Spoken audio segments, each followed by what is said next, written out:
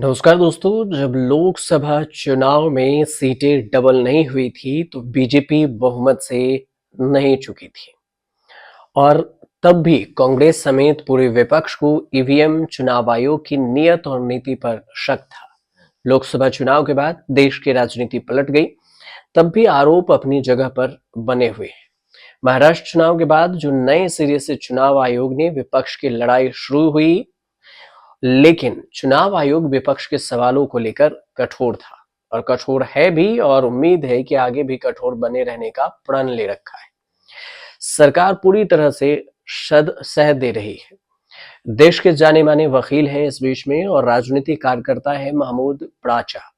वही सवाल उठाते हैं जो कांग्रेस का पूरा विपक्ष उठाता है।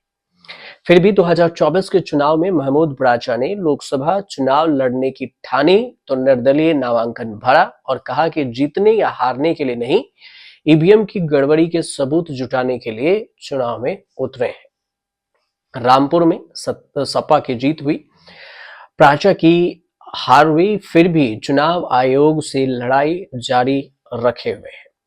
हरियाणा विधानसभा चुनाव में गड़बड़ी की शिकायत लेकर महमूद प्राचा पंजाब हरियाणा हाईकोर्ट गए थे।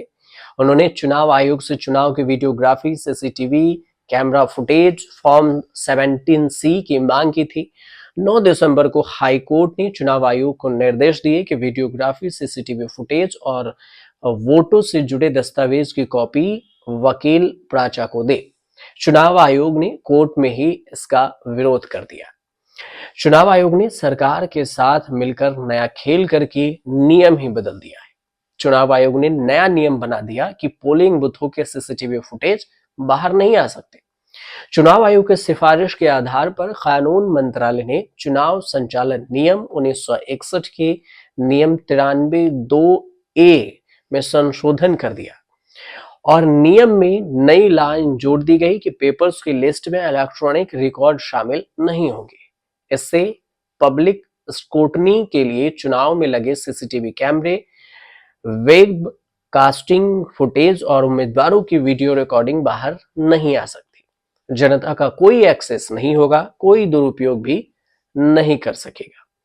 उम्मीदवारों के लिए रास्ता खुल गया, लेकिन इसके लिए भी शर्त लागू होगी। उम्मीदवार चाहे तो कोर्ट के जरिए पहले की तरह सीसीटीवी कैमरे जैसे इलेक्ट्रॉनिक रिकॉर्ड मांग सकता है। इसमें क्लॉज ये है कि उम्मीदवार को भी केवल उसके चुनाव क्षेत्र का रिकॉर्ड ही मिल सकता है।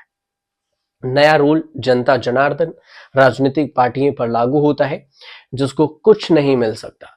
नियम से महमूद प्राचा हरियाणा चुनाव में उम्मीदवार नहीं थे, वो जनता की कैटेगरी में आते हैं, इसलिए उन्हें दस्तावेज नहीं मिल सकता। इलेक्ट्रॉनिक रिकॉर्ड्स का तो सवाल ही नहीं उठता।